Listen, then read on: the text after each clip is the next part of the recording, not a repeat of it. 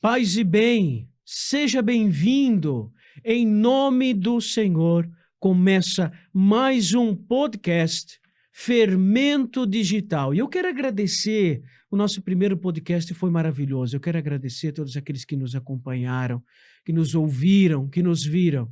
Muito obrigado. E estamos aqui mais uma vez, porque esse tema é muito bom, esse livro é ótimo, e nós estamos aqui com pessoas também ótimas, que vão nos ajudar na reflexão, que vão nos ajudar a entender um pouquinho mais. Nós estamos aqui com o Ricardo Belei. Paz e bem, Ricardo. Paz e bem, Nós estamos aqui com o Natan Meloto. Paz e bem, Natan. Paz e bem, Frei. Nós estamos aqui com o Tiago Siqueira. Tiago, paz e bem. Paz e bem, a Frei e a todos que escutam a gente e assistem a gente no podcast. Valeu, eu quero mandar um abraço. Hoje nós estamos um pouco assim, nós estamos sem alguns companheiros de caminhada, mas assim, a gente sabe que eles estão conosco, estão em oração por nós. Heloísa Hartmann, um abraço, Deus te abençoe. Edinara Gambim e seu marido Ronaldo, Deus abençoe vocês, paz e bem. E eu quero agradecer às rádios, a Rádio Extra FM e a Chopinzinho FM, que nos ajudam com os estúdios. Muito obrigado. Deus abençoe vocês e recompense o coração generoso de vocês. Neste encontro, nesse podcast, nós vamos entrar no texto oficialmente a partir deste encontro, a partir deste podcast, nós vamos fazer os comentários. Nós vamos ler e comentar o texto de Fulton Sheen. Tiago, se tiver com o livro ali mais próximo, mostra na câmera o livro. Aqui, ó. Os problemas da vida. E a primeira parte é sobre o tema da felicidade. Tem lá o primeiro capítulo, depois o Tiago vai abrir para mostrar para o povo. Primeiro capítulo, a felicidade consistirá na riqueza. É a partir, então, desse podcast que nós vamos aprofundar. E desde já, eu quero pedir para você, deixe um comentário. Deixe um comentário, escreva. Olha, pode ser que no decorrer desse podcast muita coisa passe. A gente vai falando, vai conversando e coisas boas vão passar despercebidas. E às vezes você está lendo, às vezes você tem esse livro, você achou, e se você achou essa pérola, parabéns, guarde com todo carinho, leia. Mas se você perceber que tem algum tema que poderia ser aprofundado que o Fulton Sheen trabalha, mande para nós a sua sugestão. No último podcast, algumas pessoas fizeram sugestões e foi muito positivo. E a gente quer que você deixe o seu comentário, a sua sugestão e, claro, o seu auxílio. Uma correção fraterna sempre é bem-vinda, tá bom? Muito obrigado. E vamos começar com tudo o nosso texto. Tiago, você tem o livro aí, mostra na câmera lá, capítulo número 1. A felicidade consistirá na riqueza. Aqui, ó. Quem gostaria de ler ali, começar a ler para o Frei? Alguém pode ler para o Frei? Ricardo, pode ler para o Frei? A felicidade é a ambição de todo ser humano. A busca da felicidade é uma prova da nossa imperfeição.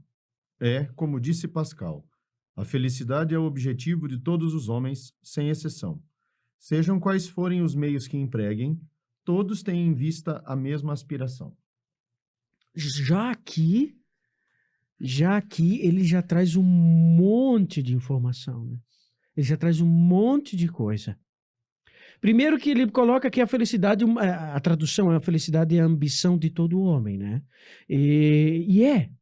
Nós vimos no primeiro podcast, né? Que a busca da felicidade nós buscamos, né? Não dá para entender a ambição no ponto de vista que se fala hoje, como se ambição, no sentido negativo. Exato. Ambicionar é aquilo que se busca, aquilo que se almeja, aquilo que se quer. Exato. Acho que poderia ser substituído não por ambição, mas talvez um sonho, uma meta a ser alcançada. Exato. O desejo, vontade está no coração do ser humano, a busca, né? E aí, meus caros, nesse primeiro parágrafo eu quero chamar a atenção de vocês. Ele começa, né? A felicidade é a ambição de todo ser humano. Nós tínhamos falado no primeiro podcast. A busca da felicidade é uma prova da nossa imperfeição. Aqui ele está usando o argumento de que o fato de nós estarmos buscando, nós temos estes sonhos, né, de nós buscar, de ter essa ambição pela felicidade, mostra em nós uma imperfeição.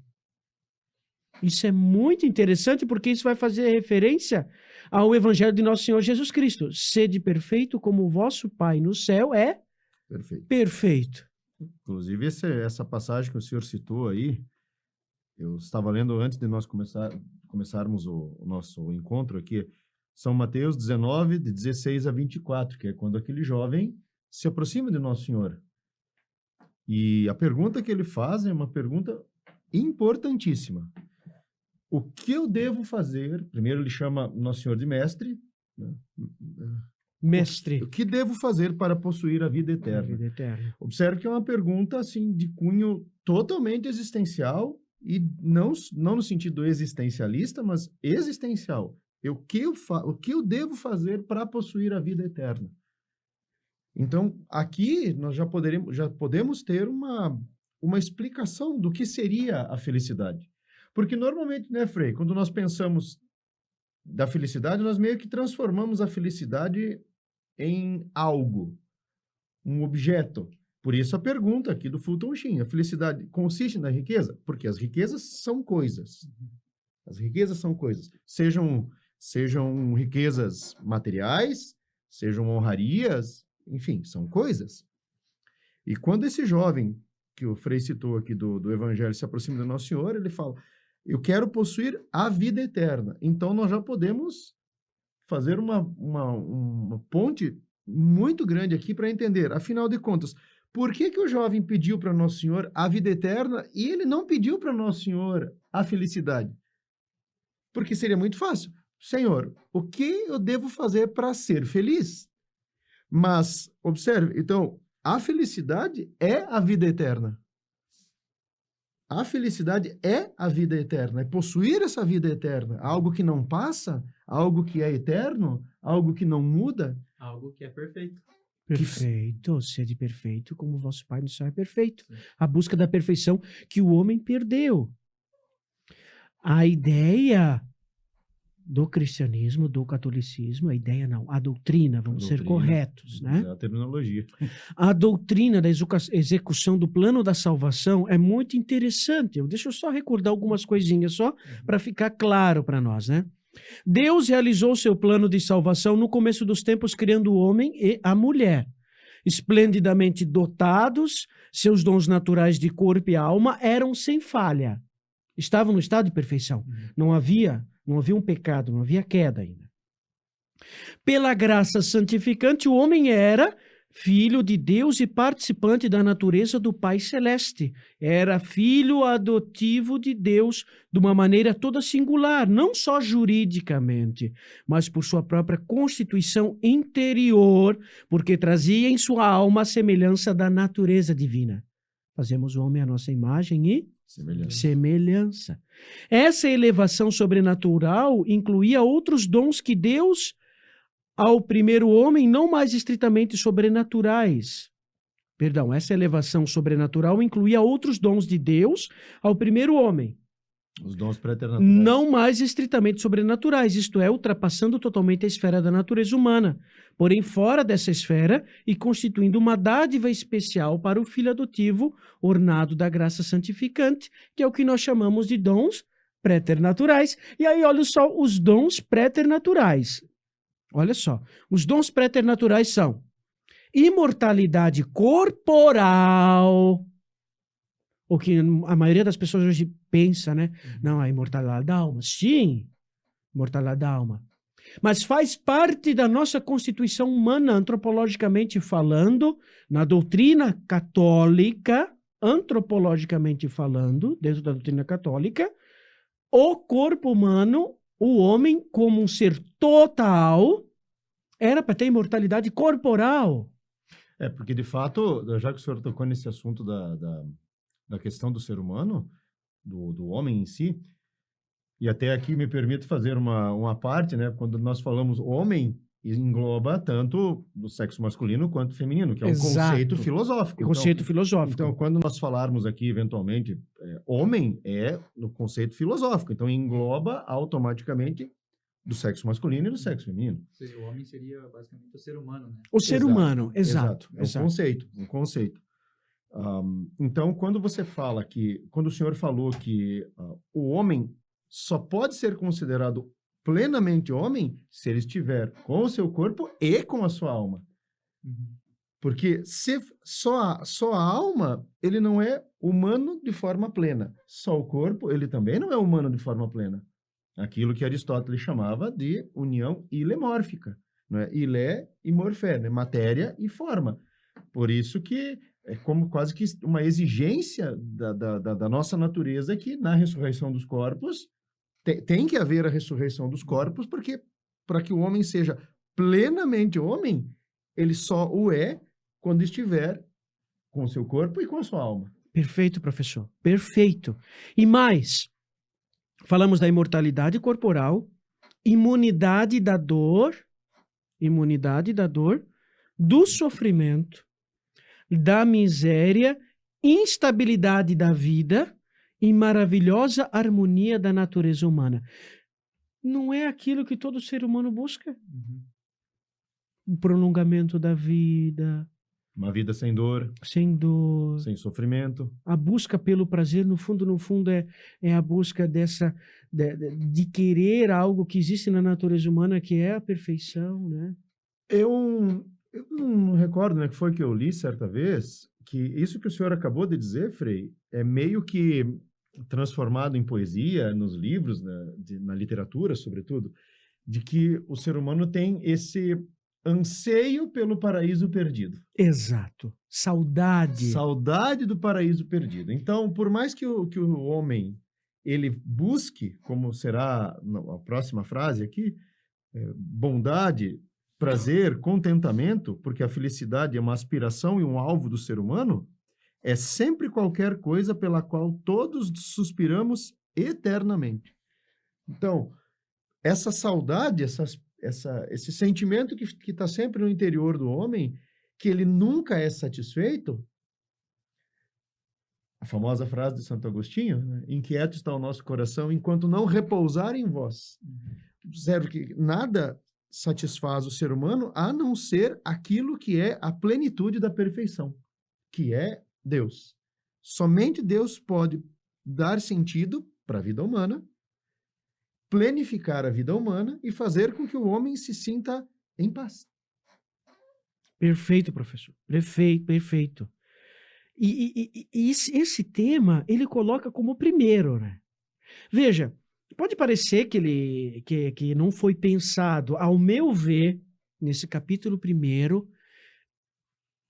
para estar aqui, essa ideia da riqueza, da felicidade como objeto na conquista das coisas, para ser, não foi tipo, não, o segundo tema lá, felicidade consistirá na glória, na fama e nas honras, não. O primeiro capítulo deveria de ser esse, a felicidade consistirá na riqueza, porque justamente ele começa a felicidade como ambição, como um sonho, a busca da felicidade como prova da nossa imperfeição, que o coração humano tem essa saudade do estado perfeito que ele perdeu. Então ele está passando pela doutrina cristã. E numa linguagem, veja, se você começar aqui, não tem nenhuma doutrina. Nada. Não tem doutrina até agora, explicitamente, o catecismo da igreja, não é. Ele está escondido na forma poética. Exato. Que o Fulton Sheen tinha essa grande... Como é que eu vou usar um termo correto? Ele tinha essa capacidade de colocar a doutrina em forma de poesia, em forma, às vezes, até de uma anedota, durante os sermões que ele utilizava, não é, Frei? Mas ele tinha essa capacidade espetacular de colocar a doutrina, digamos que mascarada atrás de uma historinha. Uhum. E quem o ouvia não esquecia mais. Não esquece. Interessante. E quando a gente vai lendo, pelo menos para nós que estamos já nesse mundo religioso, para nós, ok. Nós estamos ouvindo uma coisa de um novo modo, de uma forma, né, daquilo que a gente lê no catecismo, daquilo que a gente lê de teologia, e a gente está lendo Mas assim, e agora imaginemos aquelas pessoas que não tem nada de igreja, não tem nada de teologia, não estudou nada disso, ouvindo isso aqui. É muito bom.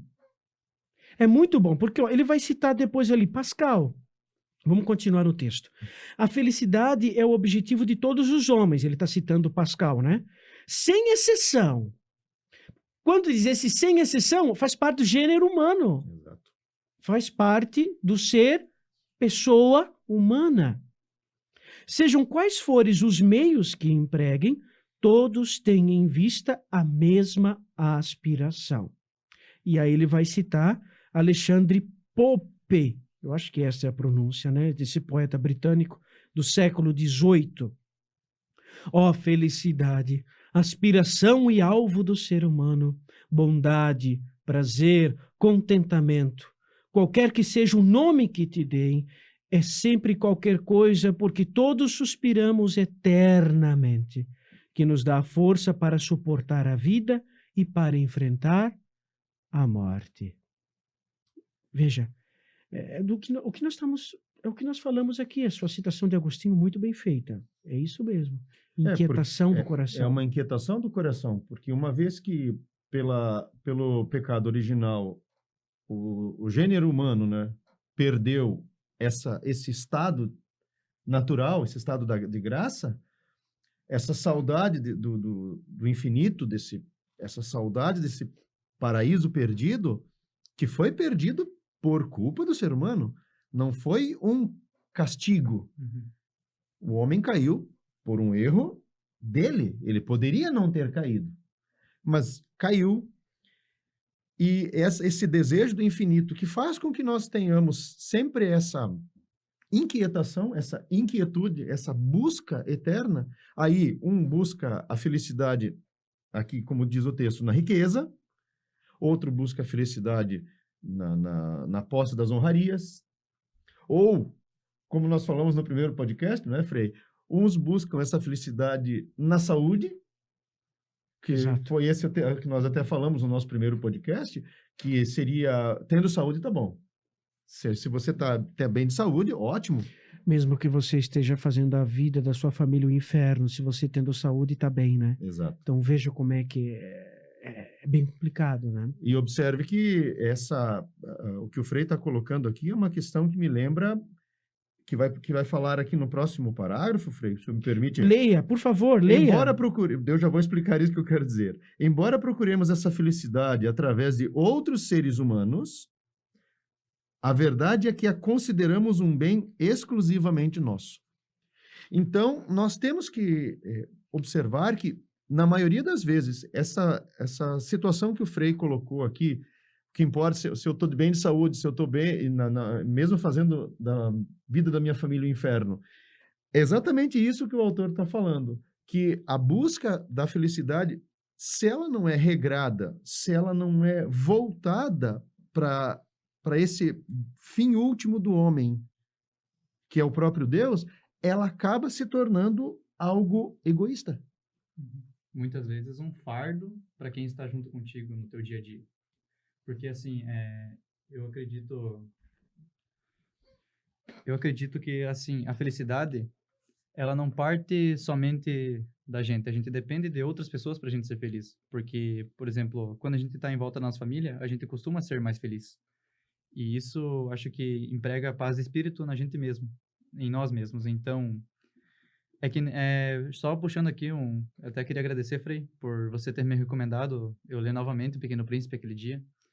E eu acabei de me lembrar aqui que tu te tornas eternamente responsável por aquilo que cativas. Uhum. Então, quando você cativa alguém, você cria um laço com essa pessoa. Você tem um afeto, você tem alguma afinidade com ela. E quando você atinge essa afinidade, você preza por aquela pessoa. E quando você preza por aquela pessoa, você quer que ela esteja bem. E quando ela está bem, você se sente feliz por dentro. Então, é isso que eu acho que torna a gente seres humanos e seria basicamente o amor. Tipo, eu acredito que muita gente que procura o sentido da vida, talvez seja a felicidade. Porque muita gente se pergunta, assim, em vários filmes, séries, ou assim, na filosofia, que é um conceito muito importante, que é discutido em vários temas, eu ainda que estudo, posso ver, sim, nessa questão, nessa ampla gama de questões que são abordadas dentro da filosofia, eu creio que, até perdi um pouquinho o fio da meada, estou um pouco nervoso, perdão. Faz parte, faz parte. Mas, assim, eu acredito que dentro dessa gama, a gente tem uma coisa que não é só momentânea. Porque um tempo atrás, a gente discutiu em sala de aula a questão entre felicidade e alegria. Então, felicidade é algo que não é momentâneo. É uma coisa que você tem consigo e que é o que o ser humano busca. A gente chegou nesse veredito em sala de aula, que a felicidade é uma coisa que você não consegue alcançar. Porque o ser humano não é perfeito. Então, a gente vive de alegrias. O ser humano vive de alegrias. A alegria é uma coisa momentânea. Ou seja, a gente tem que trilhar caminhos, tipo, e ter várias conquistas que vão deixando a gente alegre conforme a gente vai vivendo. Até chegar um dia, na vida eterna, que é o que o ser humano almeja, que é a verdadeira felicidade. Então, acho que esse é o ponto que eu queria chegar, assim, e eu acho que talvez seja importante, você que é professor de filosofia, então eu creio que me corrija se eu estiver errado. Não, Natan, é interessante. Quando você estava discutindo isso em sala de aula, né? É interessante, né? Até nós entendermos, e quando eu digo entendermos e assumirmos essa atitude diante de Deus, né? Porque a felicidade, enquanto é uma busca, mas ela é concedida, ela é dada por Deus. Uhum. Né? Por mais que eu me esforço, né? Tem essa busca, mas o cristão, ele sabe, pela revelação de Deus, que é concedida. Deus dá essa graça. Importantíssimo isso que o senhor falou, Frei, de extrema importância.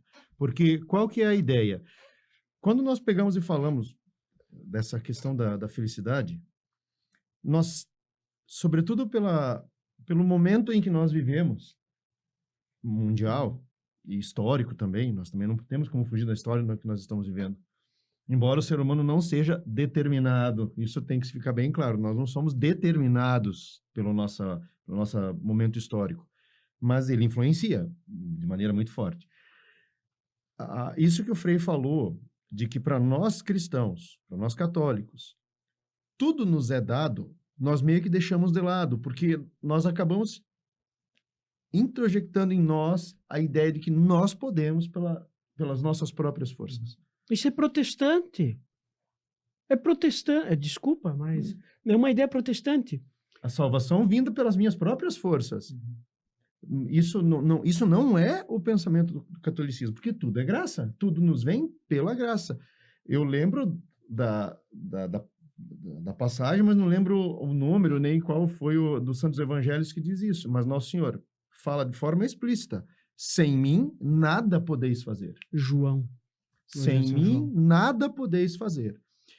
E eu achei muito interessante essa sua colocação, Natan, não conhecia, estou conhecendo hoje, de que vocês tenham entrado nessa abordagem de assunto em sala de aula, sobretudo na disciplina de filosofia, que tem sido, às vezes, colocada de uma forma até ruim por muitas pessoas, infelizmente, porque muitas vezes a filosofia hoje é colocada apenas como um estudo das questões sociais. Sim, isso é importante, não se pode negar isso.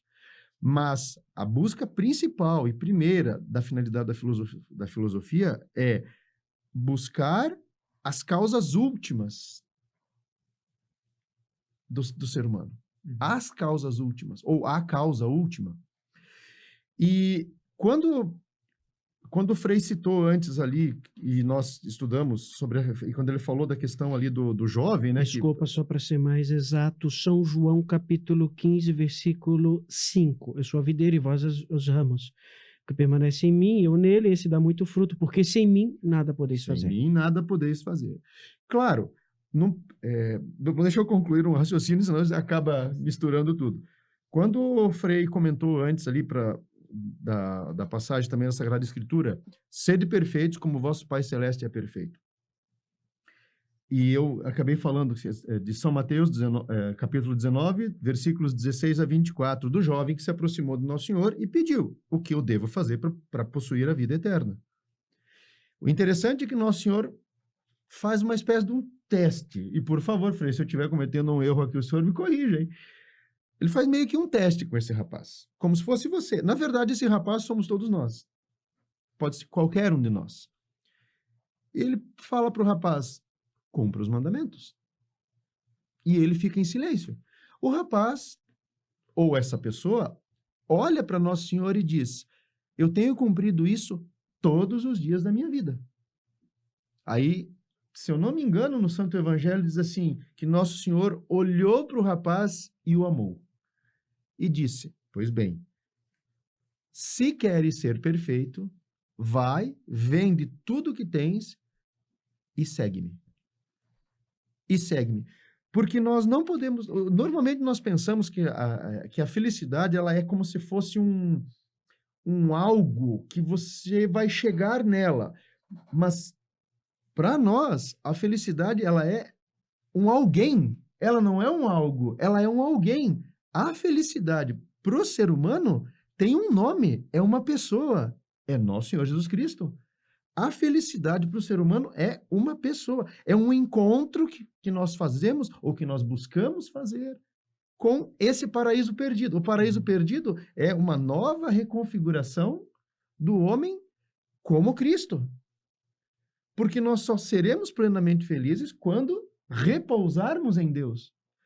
E a forma como Deus achou para chegar a nós foi assumindo a nossa natureza humana. Então, a felicidade é uma pessoa. A felicidade humana está no encontro com Nosso Senhor. Por isso, e agora você vai me permitir puxar a brasa aqui para os franciscanos, por isso que São Francisco, assim como São Paulo, já sempre falavam na perfeita reconfiguração do homem com Cristo. Quando São Paulo, eu acho que foi que disse, já não sou eu que vivo, é Cristo que vive em mim. Quando o ser humano chega nesse ponto por uma graça, por ele querer se tornar perfeito, ele se sente feliz.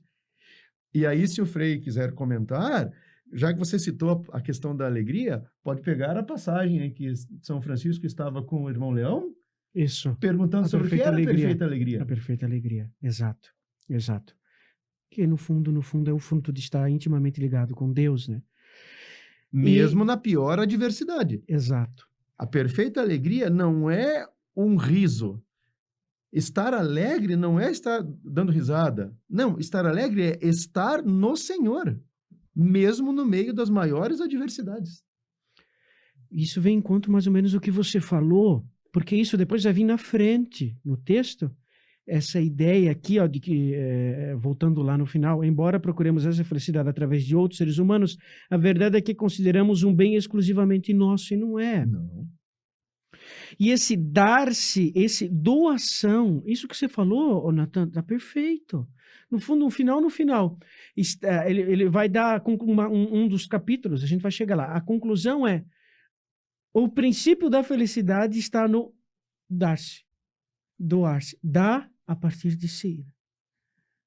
E até conseguir chegar nisso, a gente vai apanhar muito, vai sofrer muito, né?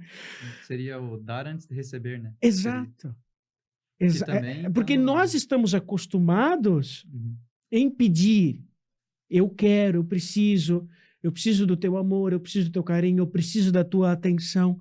Só que o processo de amadurecimento espiritual que deve acompanhar o psicológico, o físico, né, etc., é um processo que você tem que ir num relacionamento com Deus e você tem que ter essa conversão de que é o doar-se. Porque no fundo, Deus é doação, doar-se, é graça.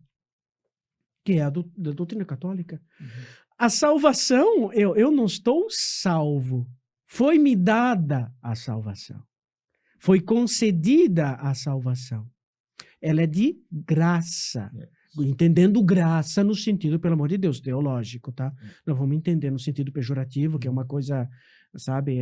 Hoje em dia, quando a gente fala de graça, alguma coisa assim Como meio... se não tivesse valor. Valor. Como se não tivesse Pelo valor. contrário, valeu o sangue do próprio Deus.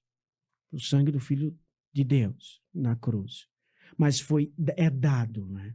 E o mistério da Santíssima Trindade é doação, né?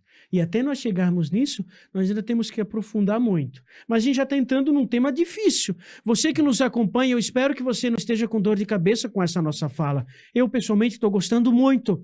Por favor, escreva. Digite aí alguma coisa que já passou despercebida ou que você gostou. Você gostou de alguma coisa da nossa fala? Comenta. Comenta o que nós estamos falando. Eu quero que você participe conosco.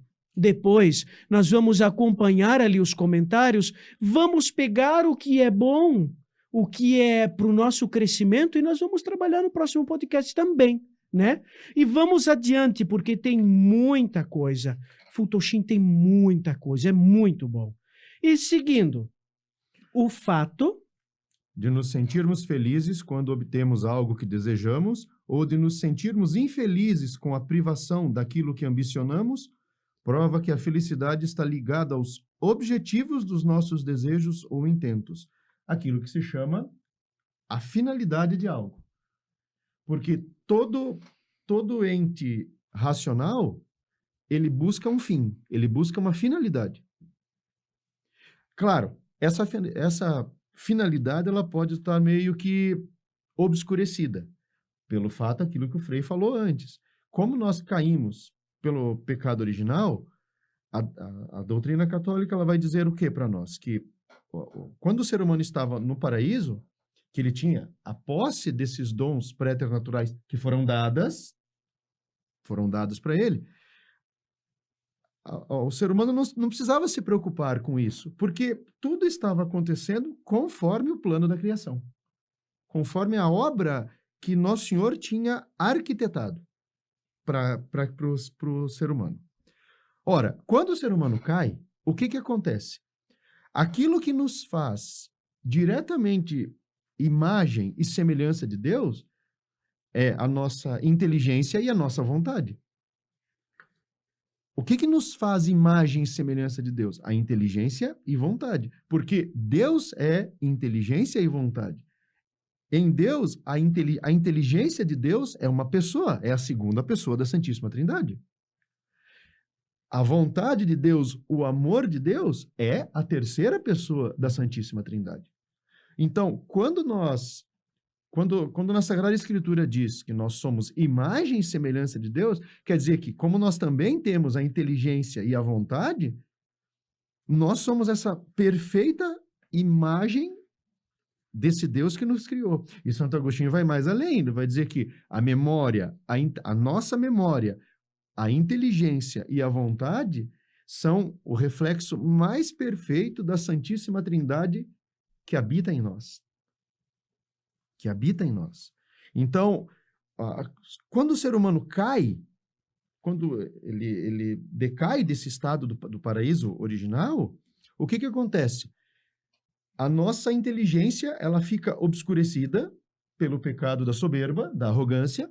Nossa inteligência se escurece. Orgulho. O orgulho, exato. Nós nos tornamos orgulhosos, soberbos, na imitação do pecado de Lúcifer.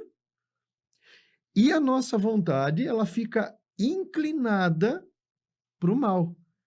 E isso aqui, eu acho que vem de encontro, Frei, algo que o senhor citou antes aí, a questão do próprio protestantismo em si, que para o protestantismo em si, o homem é mau por natureza.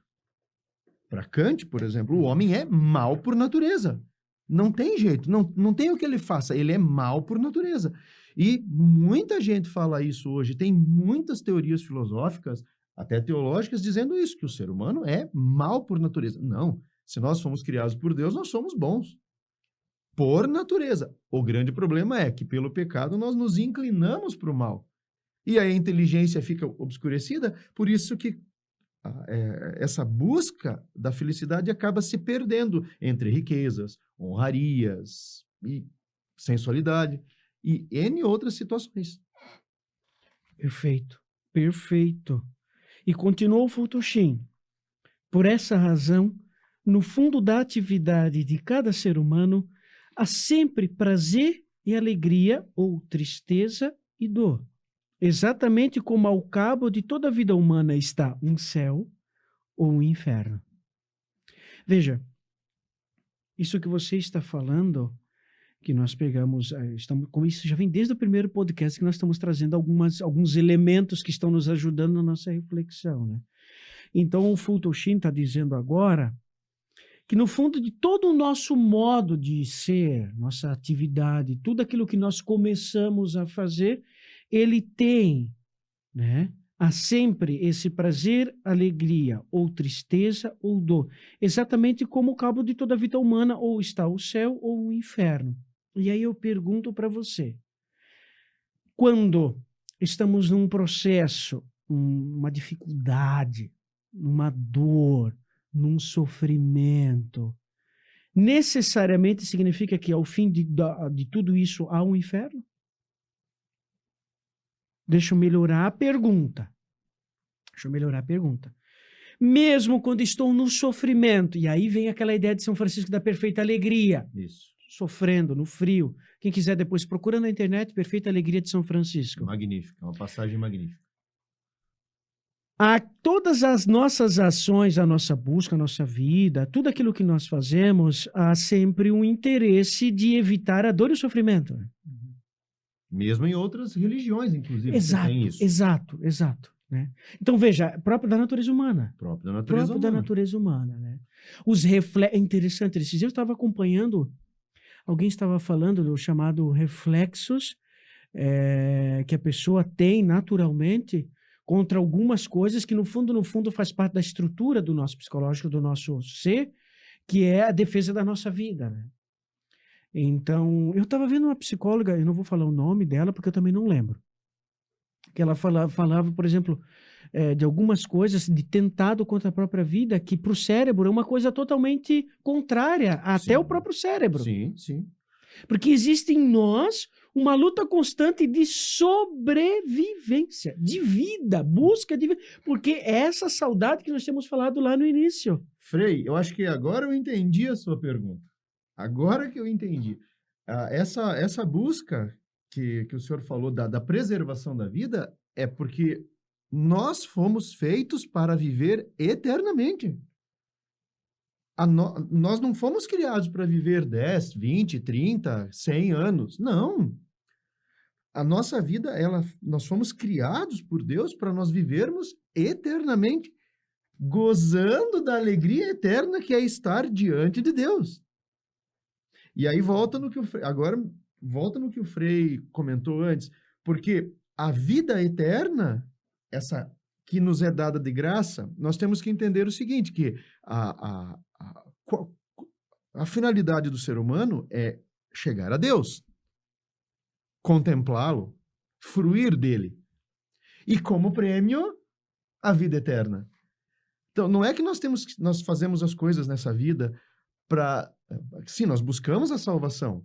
Mas o que é a salvação? A salvação é estar com Deus, porque Ele é o único que pode nos satisfazer e nos dar todas as respostas que nós buscamos.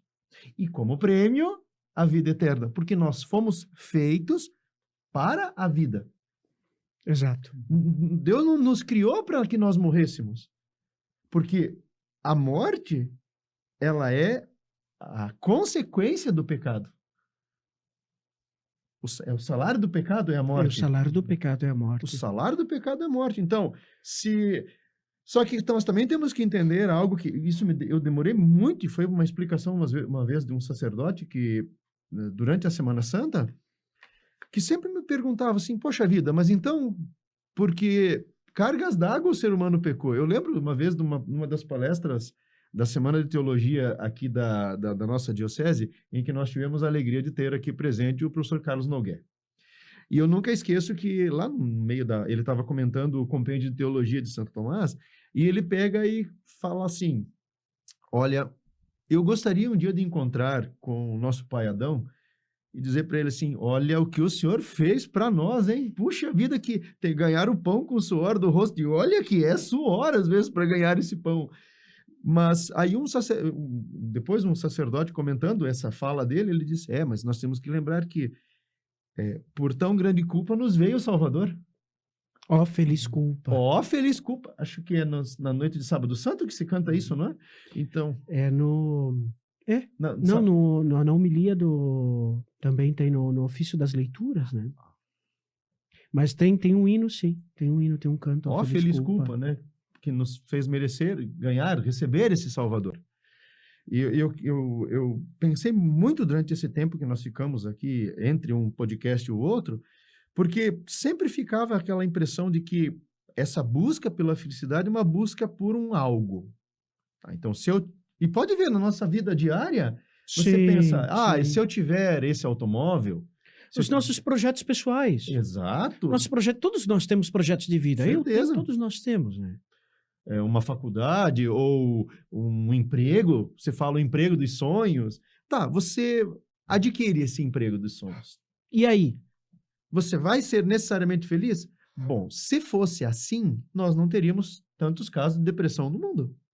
Tantos casos de pessoas que têm aquilo que todos os outros almejam do ponto de vista material, uma ótima saúde, um corpo bonito, que é o que se prega hoje, dinheiro, tudo. A pessoa tem tudo isso. A pergunta, ela é feliz?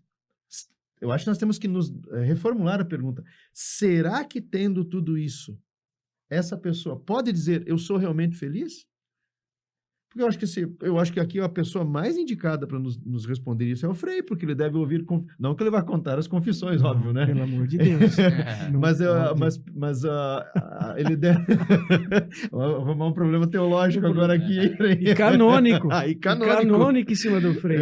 Não, mas eu digo no sentido das próprias confissões, do que a pessoa confessa, que ela busca uma orientação espiritual. Afinal, o que eu faço para eu ser feliz? Porque eu tenho tudo e, ao mesmo tempo, eu não sou feliz. Acredito que também, seguindo essa linha, talvez até nessa mesma reflexão, o próprio Futuchin acabou escrevendo esse livro. Porque o primeiro capítulo, a riqueza consiste, a felicidade consiste na riqueza? Ela consiste na saúde? Que são os próximos capítulos. Então, assim, é aí que está o ponto. No que consiste a felicidade? Exato. Boa, Tiago. Perfeito. Perfeito. Não, o que vocês estão falando, ele vai tratar. Vai tratar lá mais para frente, né? Mas eu só falei aquilo ali do prazer e alegria, ou tristeza e dor, justamente em confronto com a espiritualidade franciscana. Porque você tem São Francisco, o homem das chagas, o homem da dor. E muitas vezes pensa que Francisco de Assis não era feliz, um santo triste. E não existe santo triste. Não. Então, assim, ele tinha dor. Ele sofria, sim, inclusive doenças físicas, corporalmente sérias, né? Mas era feliz. Veja, nós temos projetos. Sim. Nós temos sonhos. Sim, e é bom.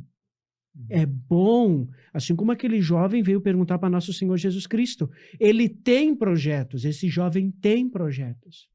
E aí ele dá o famoso conselho. Porque nosso Senhor Jesus Cristo, ele deixou mandato e deixou conselho. Mandato é para todos. Mandamentos. Conselho é para aqueles que se consagram. Os consagrados tomam os conselhos, no meu caso, como um consagrado, os conselhos de nosso Senhor Jesus Cristo, eu tomo como obrigação. Essa é a função da vida consagrada. A vida consagrada, ela pega os conselhos evangélicos como obrigação. O cristão leigo, o povo de Deus, ele tem os mandatos e os conselhos evangélicos. O mandato é para todo mundo. O conselho é para aqueles que, de fato, buscam uma radicalidade, uma maior proximidade do seguimento de Jesus Cristo. Né? E aí, às vezes passa despercebido, né? Vale a pena o sofrimento de uma mãe passando fome para ela poder dar aquela comida para o filho? Mas, claro. É uma experiência, dizem que é uma experiência incrível. De dor, mas de satisfação. Porque a mãe está alimentando o filho, a filha. E se nós pegarmos na própria história da salvação, quando a família santa, a Sagrada Família, logo após o nascimento de Nosso Senhor, que a Sagrada Família teve que se deslocar da sua terra natal para o Egito, nós não temos muitas referências na Sagrada Escritura, porque o objetivo da Sagrada Escritura não era esse, não era um relato biográfico do que aconteceu. Mas nós temos vários santos que escreveram sobre isso, Santo Afonso de Ligório, em que ele coloca as privações pelas quais a Sagrada Família passou durante esse período em que se deslocou de Nazaré para o Egito. Foram profundas essas limitações pelas quais passaram.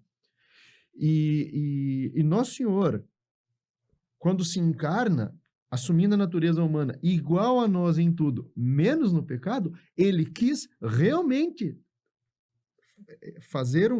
nos mostrar em tudo o sofrimento humano, ele assumindo esse sofrimento por ele.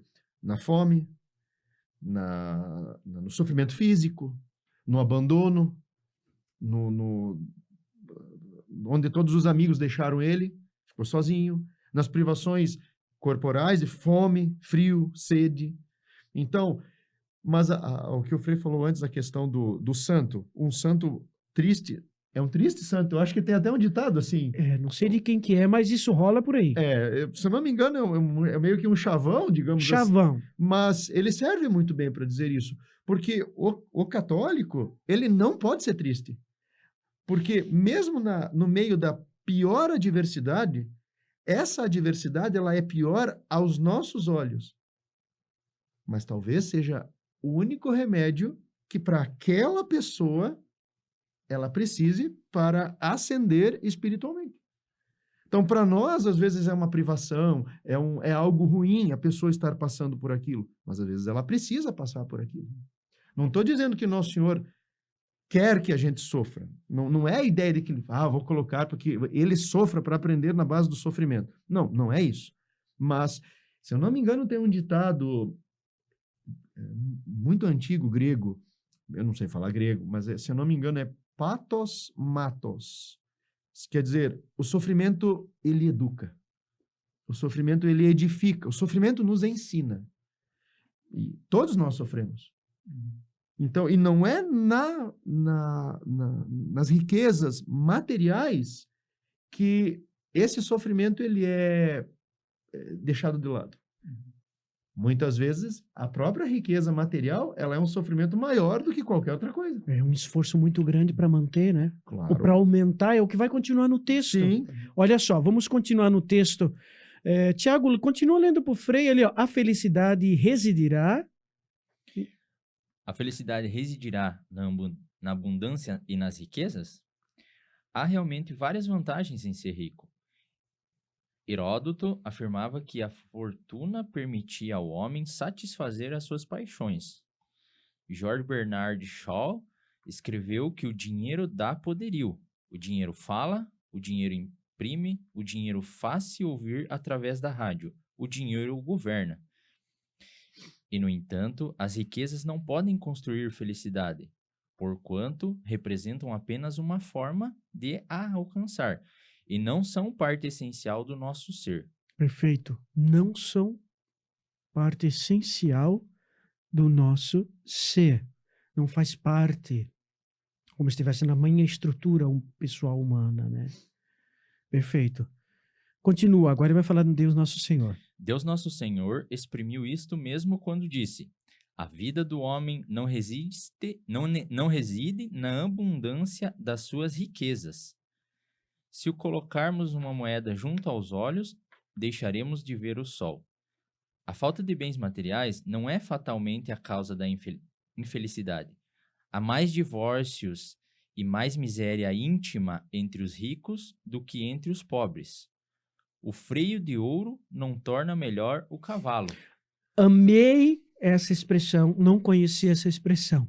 O freio de ouro não torna melhor o cavalo. Dá para até atualizar, né? Que eu acho que o pessoal entender, né? A chuteira de ouro não torna melhor o jogador, né? Certeza, isso mesmo. Acho que vem de encontro esses parágrafos aqui que você leu, também com uma citação da Sagrada Escritura, que nos diz o seguinte, está lá em Mateus 16, 26. O que aproveitará a um homem ganhar o mundo inteiro se vier a perder a sua alma? De que aproveita ao homem ganhar o mundo inteiro se ele vier a perder a sua alma? Ou, o que dará um homem em troca de sua alma? Mateus 16, 26.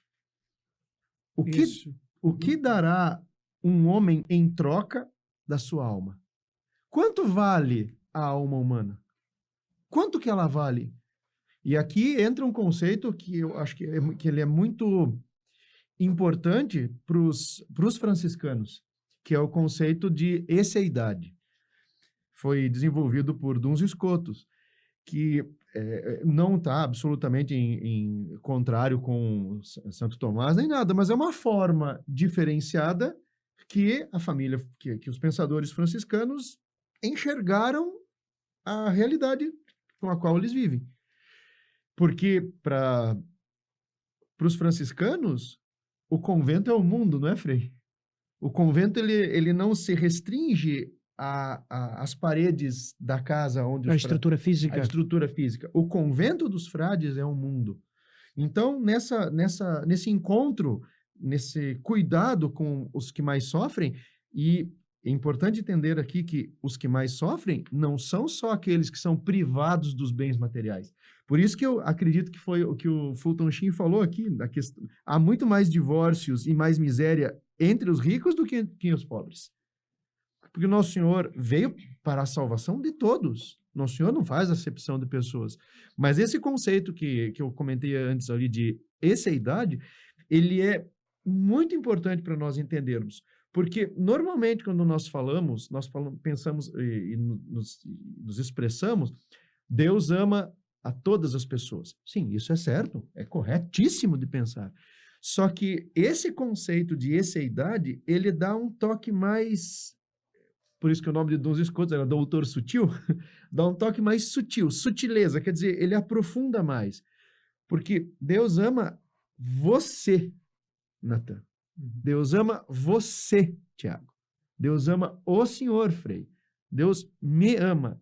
Porque quando Deus olha, ele não enxerga um conceito, a humanidade encontra um conceito. Não, ele enxerga aquela pessoa.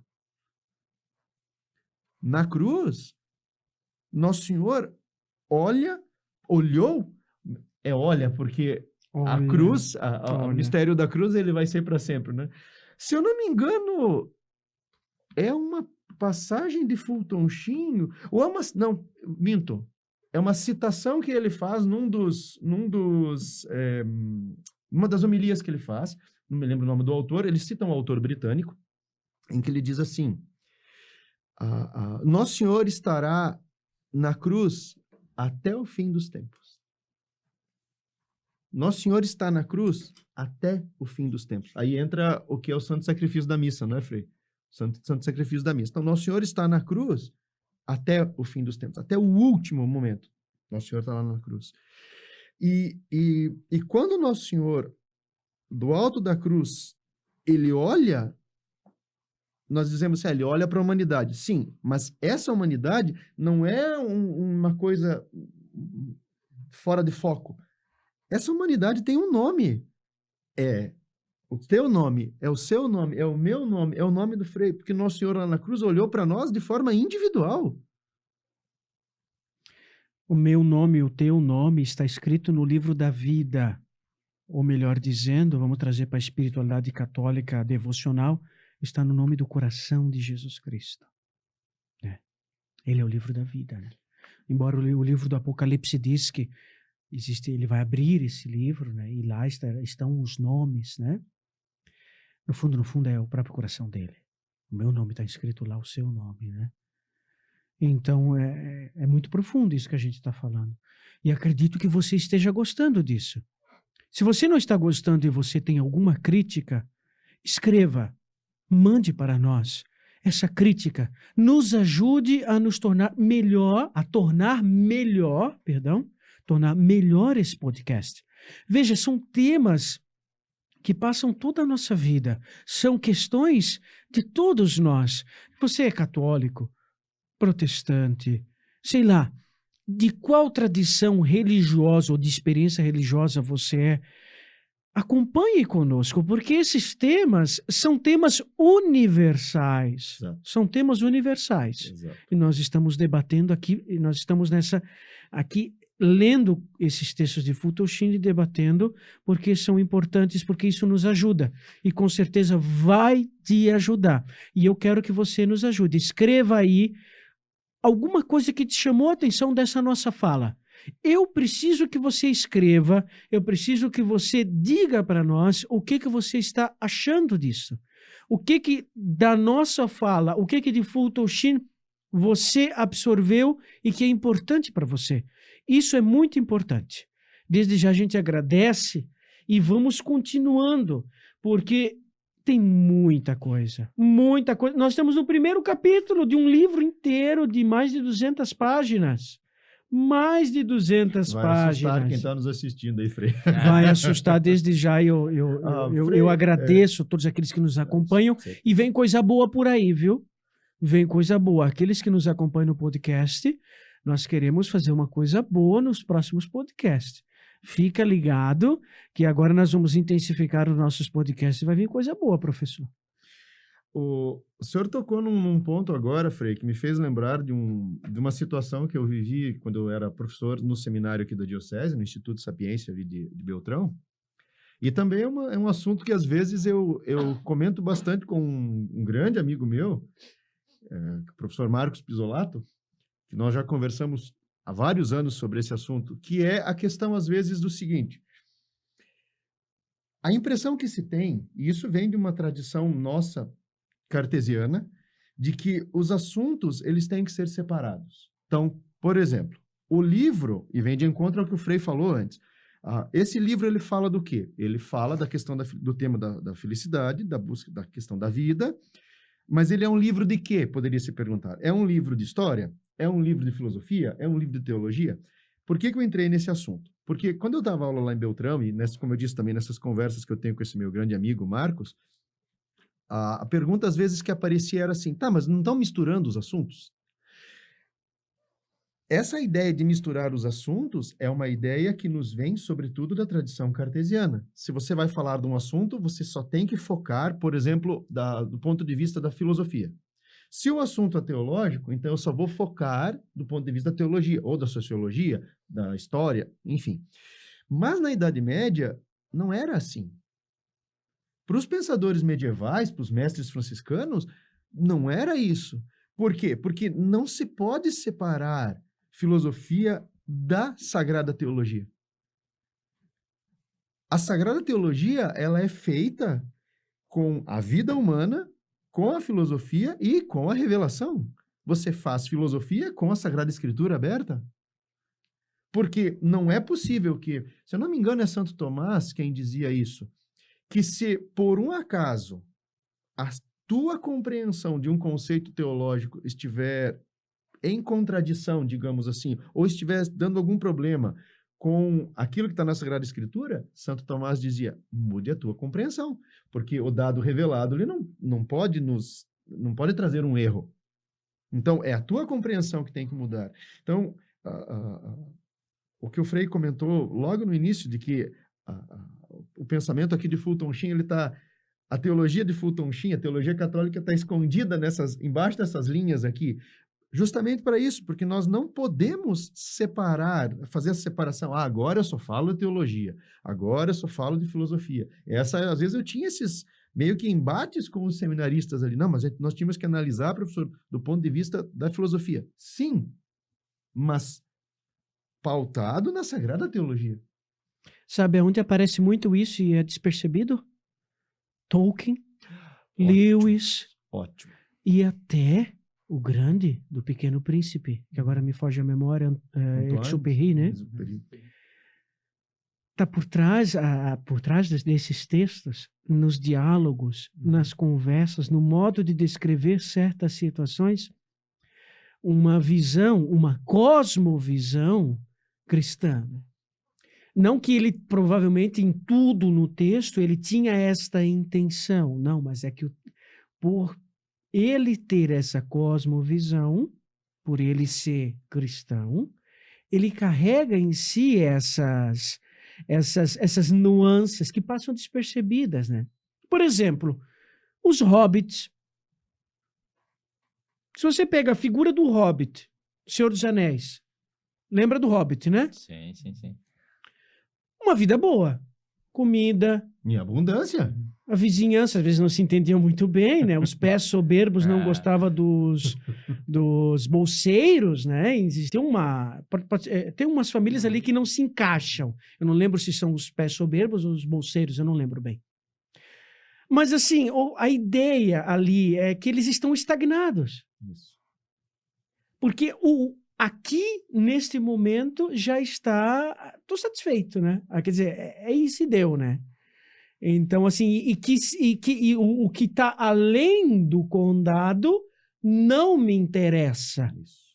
E a figura do Bilbo Bolseiro de sair do condado, mesmo que às vezes por uma situação até engraçada, né, por causa dos anões e do Gandalf, forçada, né? Mas veja, por causa dessa saída, da parte, entender o condado e os hobbits como uma única coisa, vamos imaginar desse jeito, a minha realidade, e o sair de si, o sair daquilo que eu sou e estou, e ao encontro de algo desconhecido. Aí vem todas aquelas experiências que depois vai afetar o coração do Bilbo. Ele vai ter saudade dessas aventuras. E essa saudade das aventuras vai afetar depois quem? O Frodo. Porque o Frodo vai ter esta intuição, não é intuição, mas vai ter esta vontade dessas aventuras. Né? Surge uma sede nele. De tantas que ele ouvia as histórias do Bilbo. Do Bilbo. E os outros não queriam. Não. Merry e Pippin não queriam. Não. O fiel companheiro dele, que é o exemplo de amizade, o Sam, não quer. Que chega até um momento que ele diz, até aqui. Não posso mais passar dessa linha. Exato. Eu só vim até aqui. É que nem aquela frase que diz, pra que eu vou sair da minha zona de conforto se tá confortável ali? Exato. Só que a gente precisa de uma nova perspectiva. É que nem a gente tava falando antes, a gente tem sonhos. Então, o que fazer quando a gente atinge esse sonho? A gente busca outra coisa que nos motive a querer ser mais, a querer ser melhor. E todo dia eu pelo menos acordo com a intenção de ser melhor, mais do que eu fui ontem. Apesar de muitas vezes a gente não conseguir e tal. E eu acredito que o ser humano, ele vai além do que a gente é. Que nem você falou que muitas vezes a gente procura felicidade em bens materiais, mas a gente busca mais a nossa... Tipo, a gente busca a essência das coisas. Então, tipo, tem uma frase que eu separei aqui de uma música, de uma banda que eu escuto, e uma frase que pode... Tipo, eu acho que dá para extrair alguma coisa dela. A felicidade não é a metade de um infinito, é a sua essência. A essência do infinito. Uhum. Quem dera eu tornasse o vendaval que ronda a minha história, em brisa a brasa se acenderia e se faria luz. Ou seja, não importa a pior diversidade, a gente tem que ser feliz naquilo que a gente realmente acredita e é o Senhor nosso Deus. Então, muito bom. Acho que é isso que eu queria comentar. Muito bom. Veja, aqui vocês agora podem estar, aqueles que nos acompanham, não, eles não desenvolvem com o Futoshi, não estão lendo o livro a tempo, mas a ideia é essa. Veja, ele trouxe agora música, letra de música. O senhor falou perfeito, do Senhor dos Anéis. Senhor dos Anéis. Nós estamos trazendo elementos que nos ajudam a entender, a aprofundar os temas que o Futoshi está trabalhando aqui. E que nós vamos continuar, porque agora vem uma parte essencial, ao meu ver, vem uma das partes essenciais desse primeiro capítulo. A abundância de riquezas tem a particularidade de tornar os homens mais ambiciosos. É como disse Jefferson, ainda não vi que a honestidade dos homens aumentasse com a sua fortuna. Seja qual for a riqueza que possua, o homem abastado abomina perder o que tem. Não quer perder. E, de fato, às vezes até nós. Eu estou num estado tranquilo na minha vida, não tenho nenhuma tempestade grave. Eu não quero perder. Ai, que pena, tadinho. Como se a vida fosse apenas uma estabilidade, né? Estável, quer dizer, né? Como se tivesse a mesma coisa sempre, não tivesse os altos e baixos, né? É. Então não há um preparo, né? É como o professor citou no outro podcast, né? Da escalada, né? Do Monte Alverne. Lá. Sim, Da- que é a inclusive eu escala- trouxe até a obra aqui. Sugestão de livro. Aqui, Ricardo, por favor. Sugestão de livro. Esse livro aqui é Subida ao Monte Alverne. Não é o único, não é o único. Subida ao Monte Alverne. Ele está até disponível na internet, dá para baixá-lo em PDF.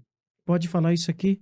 Embora esse livro o autor já morreu, já Sim, está em porque domínio ele público. Já está em domínio público esse livro, acredito eu. Você tá em domínio público. Pequeno tratado sobre a espiritualidade franciscana. Essa ideia da subida ao Monte Alverne é exatamente essa ideia de você sair do marasmo onde você está. E o autor, ele usa foi comentado, como você disse, né, Tiago, no nosso outro podcast, que o autor, ele usa uma situação assim, nós já passamos 5 anos, 10 anos, 15 anos no pé do monte.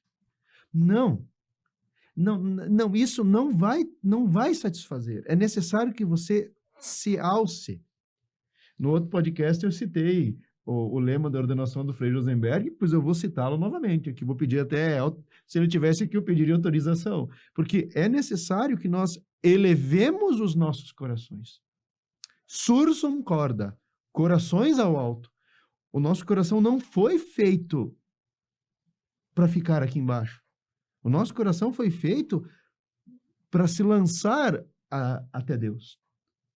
Nós temos que subir, e subir esse Monte Alverne significa passar pelas nossas imperfeições para nós sermos purificados por Deus. Nós temos que ser purificados. Fazendo um adendo nessa parte que o senhor leu aqui, Frei, que como o senhor disse, é de extrema importância, porque nós também temos que entender o seguinte, que o que o Fulton Sheen está falando, aquilo que a própria doutrina católica fala, Nosso Senhor não está fazendo uma crítica como se o dinheiro em si, ou os bens materiais em si fossem uma coisa ruim. Não é isso. Porque logo depois ele vai citar, nessa mesma passagem aqui, não é, Frei? Continuando ali, ó, é mais fácil fazer passar um camelo pelo buraco de uma agulha do que um homem rico entrar no reino dos céus. Mas Nosso Senhor não está dizendo que os ricos não se salvam. Não está dizendo que automaticamente pelo fato de você ser pobre você já está salvo. Não é isso. Não. É só olhar Zaqueu, a experiência de Zaqueu. Zaqueu era rico, com certeza. Riquíssimo. Com certeza. É. Então, de um coração que retinha, que queria para si, toma, num relacionamento com Cristo se torna um coração de dar. Vou devolver aquilo que deflagrei, né? Não sei se esse é o termo que ele usa, né? Eu acredito que seja. Então, que eu peguei, que eu roubei, exato. Porque ele... Eu acho que se nós utilizássemos um termo de hoje, é quase meio que uma propina. Uma propina. Propinas, aqui eu era. Era cobrador de impostos. Então, ele retinha uma parte para ele que ficava com ele daquilo que ele deveria de cobrar dos seus concidadãos. E essa ideia de que os bens materiais, eles não são um mal em si. O problema é quando, como até o próprio texto fala aqui, quando ele se torna o objeto da nossa vida, da nossa cobiça. É quando você coloca neles aquilo que é próprio de Deus. Será que a gente pode chamar isso de uma idolatria, Frei? Sim. É uma idolatria. Porque, é uma idolatria. Porque aquilo que... Se torna ele como a satisfação Deus. de toda existência sua, que convém só a Deus. Convém só a Deus. Você atribui a uma criatura aquilo que deveria ser que é do Criador. Que é do Criador. Exato. Então, mas é isso que eu acho que a gente tem que entender, porque por que eu falo isso? Como você é um estudante lá na escola ainda, muitas vezes nós escutamos nas escolas uma crítica simplesmente àquelas pessoas que às vezes detêm um poder econômico maior. Então, pelo fato dessa pessoa ter um poder econômico maior, não, automaticamente essa pessoa não presta, ela só tem aquilo porque roubou, porque ela está tirando dos outros. Não, não é isso que o nosso Senhor está falando. Porque nós temos, no caso da história da igreja, por exemplo, inúmeros santos e santas que eram riquíssimos, mas fizeram aquilo que o Frei falou. São Luís, rei da França, São Luís, Santa Isabel da Hungria, Santa Isabel de Portugal. São grandes, são reis. São Nicolau de Flux. São Nicolau. São Nicolau de Flux. Então, não, esses que são os nomes que nós sabemos. E, se eu não me engano, eu acho que foi o Papa Bento XVI quem escreveu isso. Há santos que nós não sabemos o nome. Exato. Exato. E quantos outros não fazem isso no nosso meio que nós nem sabemos? Então, não é a questão material em si que torna a pessoa boa ou má. Não. Mas se você coloca nessas coisas, a finalidade da tua vida. Esse que é o problema. Que é, como o Frei falou, é algo estritamente para Deus. Mas se você coloca numa criatura, você se desvia do seu fim último. Idolatria. Idolatria, meu caro. Bom, muito bom esse tema. E vamos continuar então o texto. Vamos continuar ali no... Seja qual for a riqueza que possua, o homem abastado abomina perder o que tem. Exatamente como detestaria que lhe arrancassem um só cabelo, muito embora sua cabeleira fosse abundante. Este espírito de cobiça endurece a alma e suscitou este aviso de Deus Nosso Senhor. É mais fácil fazer passar um camelo pelo buraco de uma agulha que um homem rico entrar no reino dos céus. É que, de fato, é mais fácil, conforme a gente vai enriquecendo, é mais fácil a gente se inclinar para essa coisa. Então, Nosso Senhor nos avisa. Olha, conforme você vai crescendo, abre os olhos. Se esforce. Para você não vir a tirar aquele que é o essencial da vida, né? Há um paradoxo peculiar ao homem rico. Quanto mais ambicioso for, mais pobre se sente porque deseja sempre algo mais. As almas consagradas, nós consagrados que fizeram voto de pobreza, são mais ricas do que todos os ricos, pois que, não ambicionando coisa alguma, na realidade tudo possuem. É um paradoxo, né? Chesterton tinha muito disso, né? De trabalhar com os paradoxos do cristianismo. Aliás, tem um livro dele que se chama assim, né?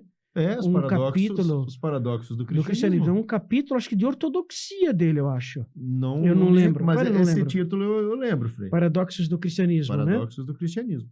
É porque justamente a alma consagrada, ela é a abertura de todos os bens e todos os privilégios de tudo na vida para colocar o único necessário no centro, né? Tá, mas aí você tem, como eu citei, um São Luís, rei da França, o grande franciscano, né? Leigo. Franciscano. Né? Mas aí você lê as cartas dele para o filho dele, você vê uma pessoa totalmente desprendida. O meu reino, a minha riqueza, não é nada. Não é nada diante do Todo-Poderoso, que é Deus, que concedeu a ele a missão de cuidar do reino, de cuidar das coisas que lhe foram dadas, né? Então você vê uma pessoa totalmente desapegada, porque no fundo é o desapego. Desapego. Tem uma história de um monge muito interessante. Acho que foi o Dom Bernardo Bonhovitz, um grande monge, trapista, né? Em que ele conta a história de um monge, Campo do Tenente. Conta a história do monge que eles tinham que abrir mão do seu dinheiro, né? Não era para ter moeda. Nada. E existia um monge cuja vida os outros monges admiravam. Poxa, o monge, né? É uma pessoa desapegada, muito desapegada. E quando aquele monge faleceu, fizeram toda a celebração própria e foram limpar a cela. O que é a cela? Podemos usar o termo, é o quarto do monge, né? Embaixo da cama dele tinha um pacotinho com algumas moedas. E a moeda a gente sabe o que simboliza, né? A cobiça, né? A posse. A posse, se apegar a alguma coisa, né? E para nós consagrados não é para se apegar. Não posso. É um mandato de Nosso Senhor e é um conselho que ele deu para mim, que eu tomo esse conselho como um mandato de não tomar nada como posse, né? Então, no fundo, é o tomar posse. E aí, quantos casais cujo relacionamento imaturo não é relacionamento de amor, que é um doar-se, mas é um relacionamento de posse, há uma possessão. Não há um dar-se. Eu quero te dar prazer. Não, você vai me dar prazer. Se torna um objeto? Exato. Ah, Exato. No fundo, é a posse do que uma ele está posse, falando aqui. exato. Embora o tema desse capítulo mesmo que ele coloca é a riqueza. O tema desse capítulo é a riqueza. Depois vão vir outras coisas, né? E vamos continuar. Em qualquer caso, como é louco todo aquele que faz consistir a felicidade naquilo que algum dia há de deixar. Perfeito. Para mim, a chave da resposta, que é o título, né? O título é uma pergunta. Tiago, mostra depois ali na câmera para o Frei, né? A felicidade consistirá na riqueza? O título é uma pergunta. Sim. A resposta, para mim, Frei Júnior, a resposta é isso aqui. Como é louco todo aquele que faz consistir a felicidade naquilo que algum dia há de deixar. Para mim, talvez vocês encontrem a resposta em outro, mas para mim, aqui está a resposta desta pergunta. Se as riquezas são de fato nossas, e aqui é uma pergunta, se as riquezas são de fato nossas, se aquele objeto que eu tenho, eu digo que é meu, se é meu isso, por que é que nós não as levamos conosco? Por que nós não levamos nada disso conosco? As únicas coisas que levaremos conosco na hora da morte serão as mesmas que conservaríamos após um naufrágio. Dizem que é uma experiência terrível. Né? Inclusive aquela cena do Titanic, né? Eu sou da época, tá, gente? Do Titanic. Né? Que aqueles carros luxuosos. Então, imagina eu, aquelas pessoas ricas. Né? Aquelas cenas daquelas coisas luxuosas, até dentro do próprio navio. Né? Sendo aquelas destruídas coisas... em segundos. Exato, né? Então, isso que ele fala aqui é bem forte. Shakespeare disse: se tu és rico, és pobre, pois, à semelhança do burro que leva sobre o dorso pesadas barras de ouro, também tu vergas sobre o peso de tuas riquezas. Mas, ao cabo de breve jornada, a morte despojar-te-á da carga. No dia derradeiro, essa frase aqui é uma das frases que nos faz pensar demais. No dia derradeiro, no dia da nossa morte... Quem tiver o livro, é a página 11, tá? Isto. Os parentes e os amigos, reunidos em torno do leito de morte do homem rico, perguntam: quanto que ele deixou? O que ele deixou? Para quem que ele deixou? Cadê a minha parte? Pois, onde houver um testamento, há quase sempre um litígio, uma disputa. Se tem dinheiro, tem uma disputa. Quanto aos anjos, esses perguntarão àquela alma: quais os bens que trará consigo? Quais os bens que nós estamos levando para outra vida? É muito interessante que, na continuação aqui, Frei, ele vai aprofundar essa citação com a passagem da Sagrada Escritura. O senhor me permite fazer a leitura, porque ela é fantástica. Continue. As propriedades de essa aqui é uma passagem da Sagrada Escritura. A propriedade de um homem muito abastado produzia abundantes colheitas, e ele dizia consigo, preocupado: o que eu devo fazer se eu não tenho mais onde armazenar as minhas colheitas? Quer dizer, ele já era rico e percebeu que as colheitas estavam vindo cada vez com mais abundância. Ele pensou: bom, onde é que eu vou guardar? Veja, onde que eu vou guardar essas minhas colheitas? Colheita no sinônimo de riqueza. Onde é que eu vou pôr essa quantidade a mais que eu estou recebendo? E por fim ele decidiu: farei o seguinte, Demolirei os meus celeiros, construirei outros mais espaçosos e terei assim onde guardar o grão e as alfaias agrícolas. Depois direi comigo mesmo: olha, já possuís abundância de bens para muitos anos. Agora, descansa, come, bebe e diverte-te.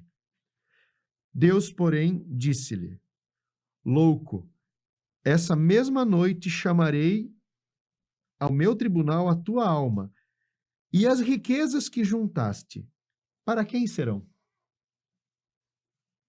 O que você vai fazer com essas riquezas que você acumulou? De que te servirão? Por isso que eu volto na citação lá de São Mateus.